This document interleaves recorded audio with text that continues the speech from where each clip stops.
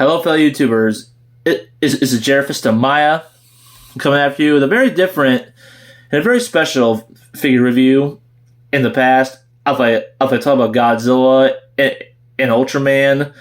And in the past year or two, since I began back in the Transformers, thanks to the Rise of the Beast and TF1, I'm going to be doing a series of reviews that will be based off of the Transformer figures that I happen to own from Studio Series, Legacy, and a little bit from the Age of the Primes.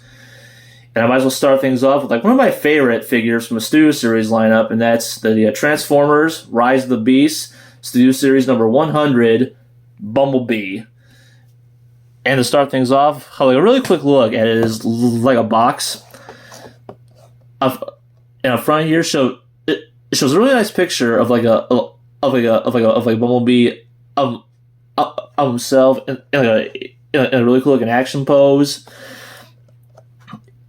And this is the a 2023 and 2024 Studio Series box. When unfortunately I didn't have the clear plastic window, and so that obviously means less protection for a handful of figures that had this box. And then unfortunately came out with a teeny bit of scratches or missing some parts. So that is a bit unfortunate.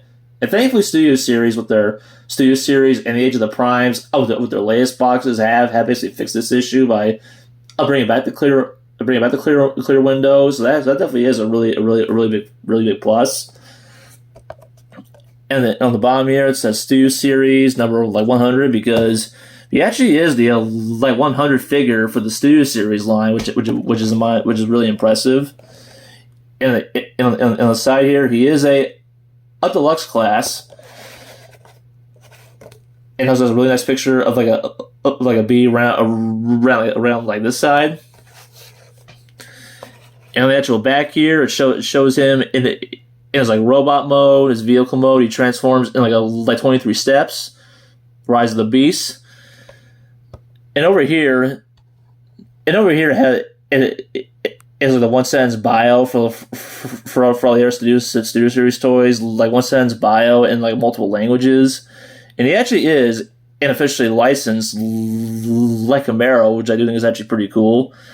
And over here, somewhere, just like with every other Studio Series toy, he also comes with a cardboard backdrop to make the display even cooler. And that's about it for the box. I'll just take it off the side, and now we'll focus on B of himself. And starting him off in his all mode, and I'm actually really impressed of how they were able to pull off this all mode here. It actually is a really cool looking Camaro. Even though that he's just his movie one, a Camaro mode from back in 2007, he actually still looks pretty darn impressive, especially with the off-road parts on here, like the bumper and the roll cage on the windshield. And it just the amount of detailing on this thing is still really impressive. The way they have actually painted the actual headlights here, some very nice silver, the actual gunmetal gray for the actual bumper here, or not the bumper, the actual grill right on the bumper is pretty impressive. Even the actual roll cage is also pretty well detailed, and I do actually like how it actually is separate from the actual windshield. That to me is actually really darn cool that it actually is separate.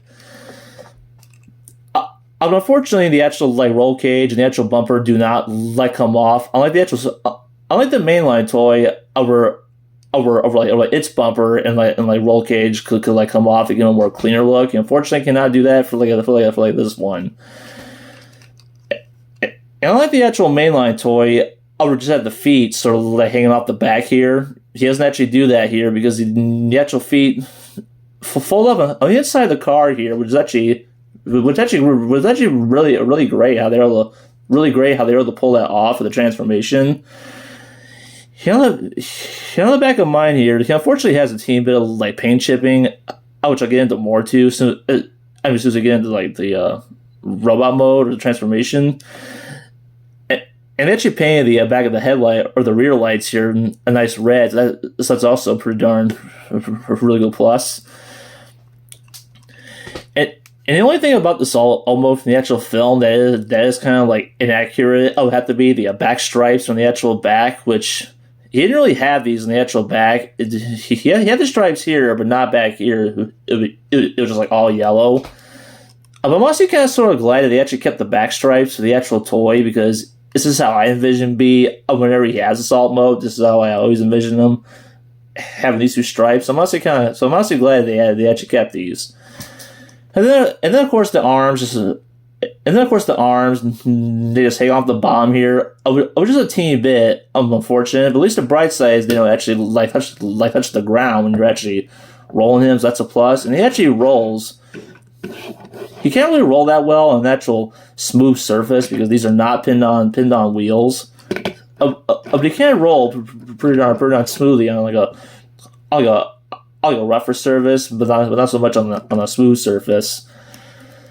And I do actually like how he actually has some pretty darn solid weapon storage. The way that the blade just kind of stores underneath the back here. And as for his Stinger Blaster, I mean, unlike the Stinger Blaster here, you just hit these two pegs and peg them on at the back here. So that's your little ledge. And from the actual side here, you don't actually see the blaster, and even from the front, you don't actually see it.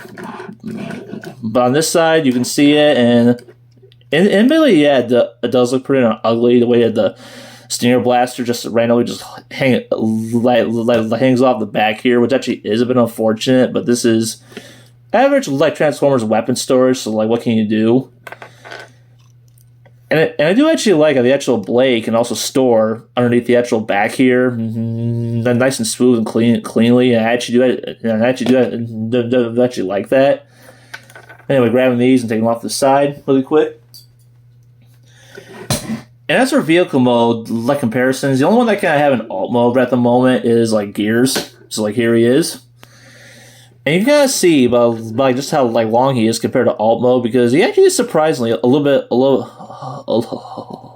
longer than what I was like thinking for a deluxe size figure, which is a pretty darn odd, but still works, and it still looks pretty good nonetheless. And then there he is, just get him out of the way, and here he is with like a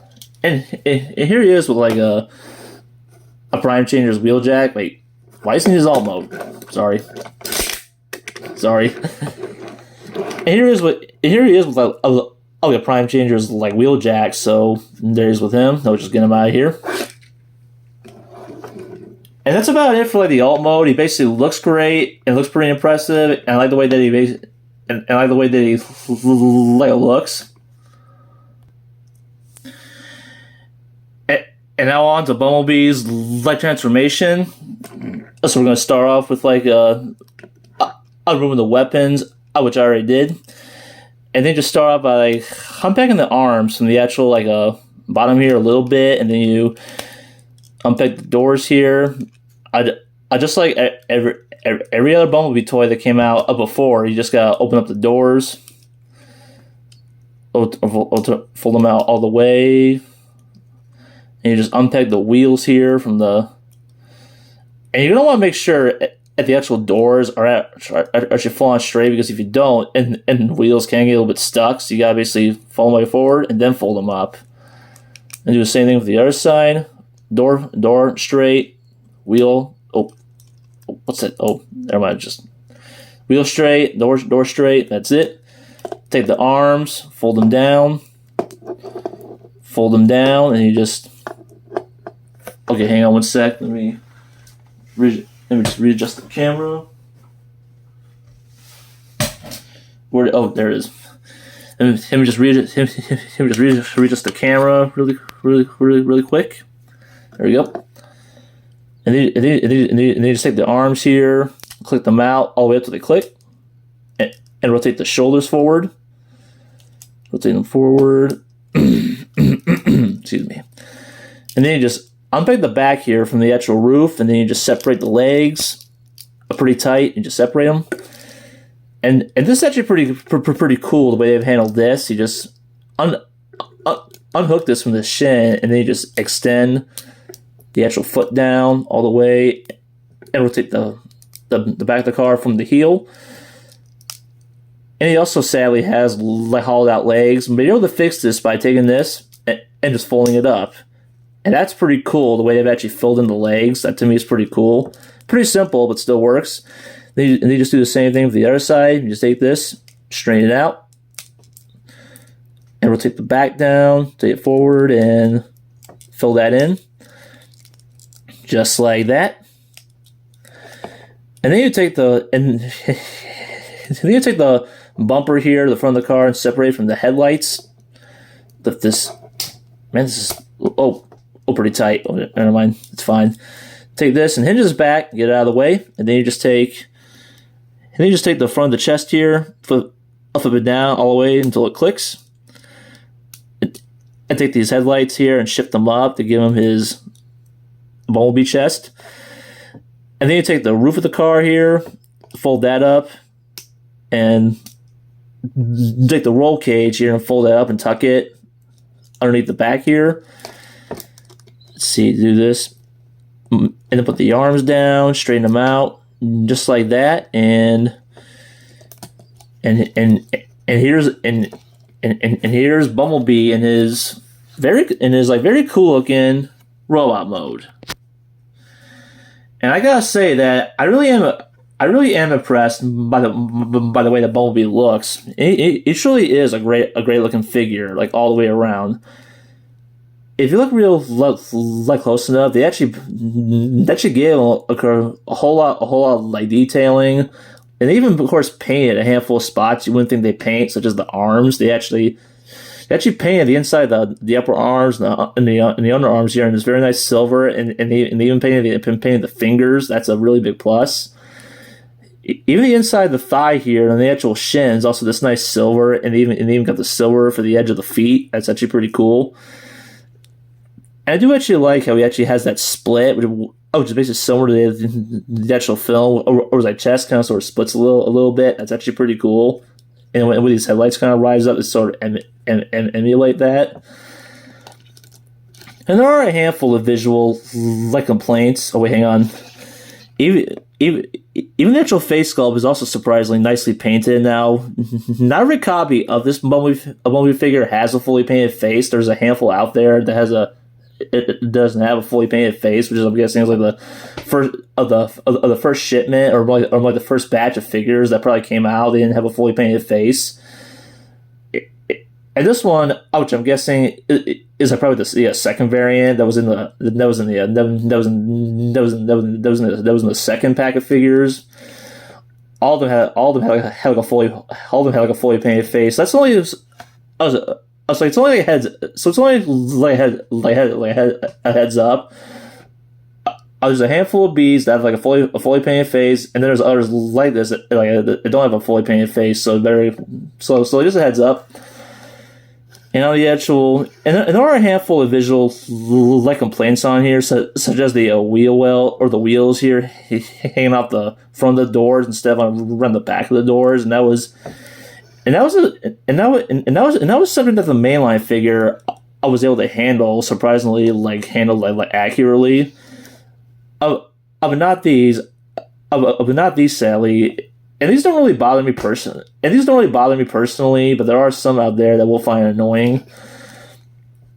The one thing that I will actually agree with is I also kind of wish I could have found a way to maybe sort of like have these wheels like either slide back or click up some to kind of get them out of the way of the shins, kind of stick out a little bit too far forward for my own liking, but it's only a minor nitpick, but like, what can you do? But the one thing that I'm not a fan of is the way that the feet are, because the back of the feet are indeed fully painted, and this is going to be a problem for a handful of others. Is that the paint of the feet are hardly painted, and this results in a handful of like chipping in a handful of areas, which actually is a bit unfortunate. Now, I'm pretty sure that this small chip came right out of the box, like that fully chipped. But the bottom of the feet are probably the biggest problem because they're. If you're on like a flat surface and you don't slide them, then they're not going to chip. But you better be careful, especially when you're snapping the legs together and unsnapping them for transformation. you're gonna want to be careful of that, but it's only really the sort of like complaint that I have with the figure is just the painted back of the feet just chipping. But then there's the one thing that everybody seems to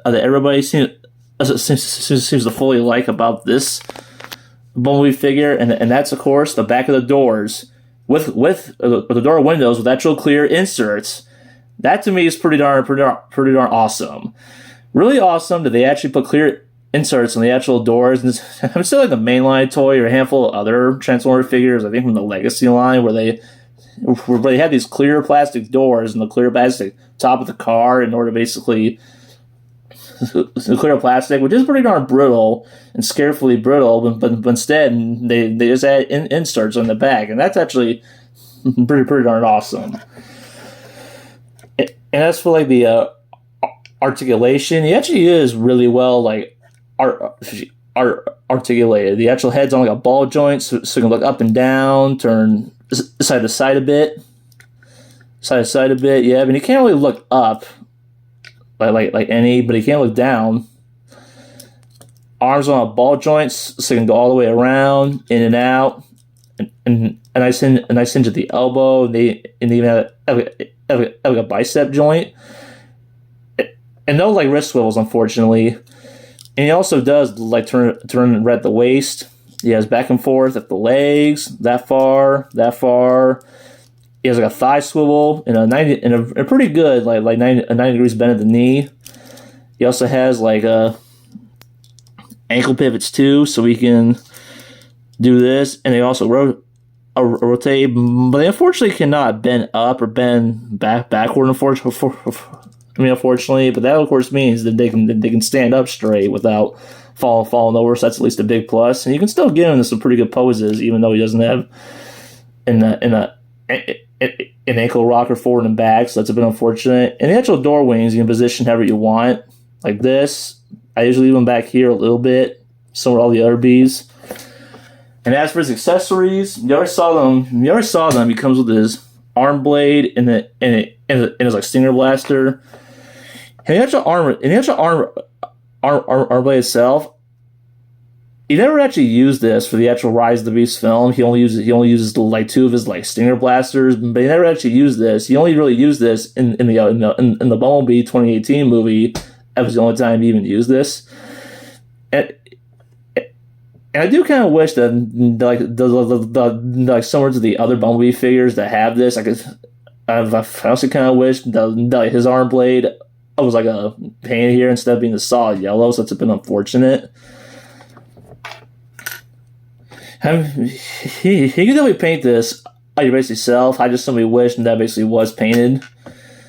And as for the actual stinger blaster, and this actually looks pretty darn cool. Now it is just once again solid yellow plastic, except it's all oddly painted in like gunmetal gray. I don't know why it's painted, but and at first I thought that like this was going to be a problem for the actual like the way they holds it, but no, the actual peg itself.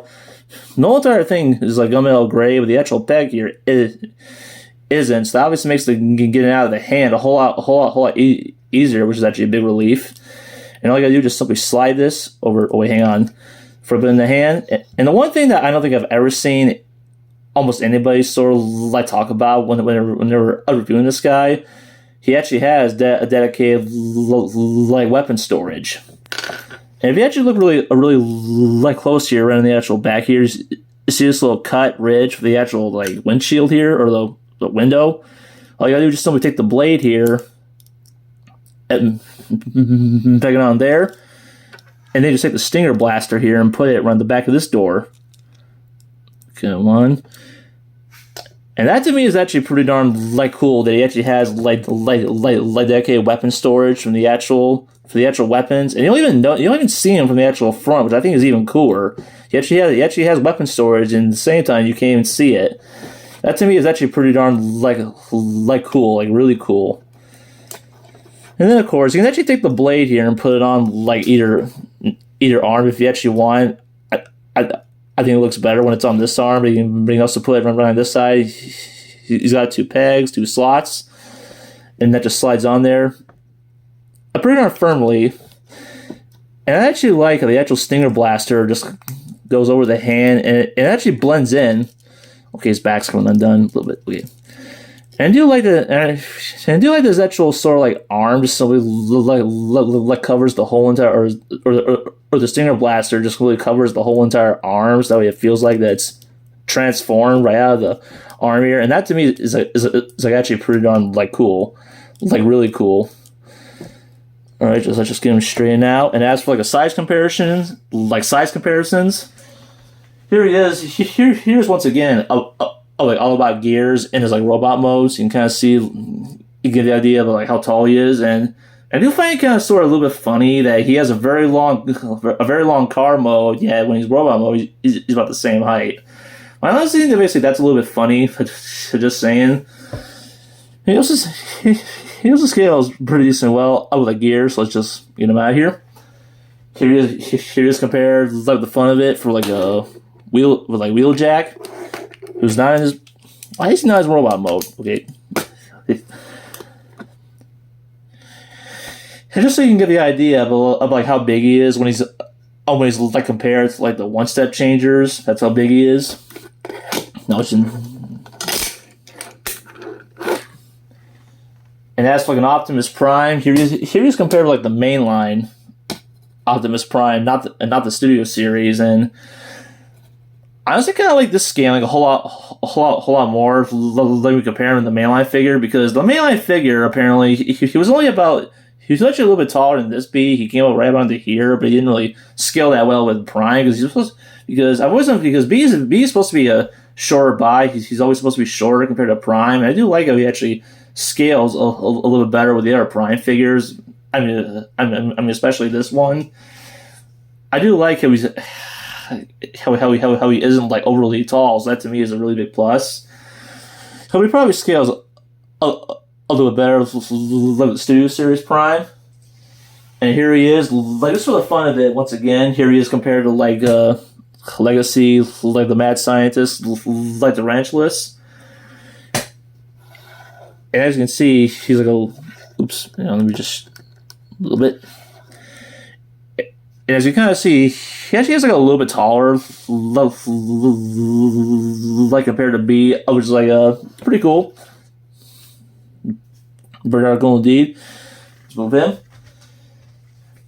And now here he is, like probably the one comparison that you definitely saw coming, and that's Scourge. This to me is actually pretty darn great. This to me is pretty darn great, because the way that Scourge just towers over B is actually accurate to the film. The way he just picks him up while he's being stabbed by his arm blade, that to me is just so sick. Easily is in my mind some really good scaling between these two. And that was also the one scene from Rise of the Beast I did not see coming, where B just gets stabbed by Scourge and he actually dies, only for him to come back in the end, similar to how Prime died in Revenge of the Fallen, only for him to come back at the end of the film. I didn't see that coming, and this overall scaling here is actually works pretty darn well. Let's move him.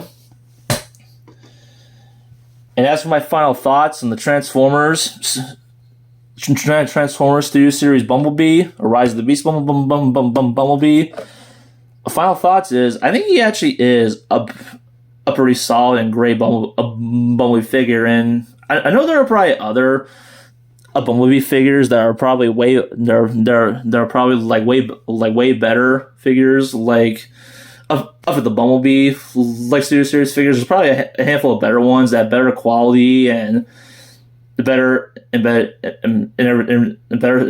stuff for him. But I honestly think that he's easily pretty solid. He's pretty solid.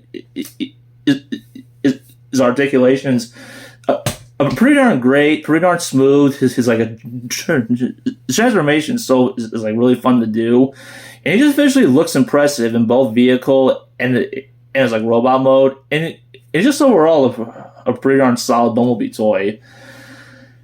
I highly recommend him. I usually give him a solid 10 out of 10. I mean, aside from the blade not being painted, aside from the back of the feet sort of like chipping, he actually still is, in my mind, a really great top 5 or better, yeah, like top 3 Studio Series Bumblebee toy, and he's easily, in my mind, worth like tracking down.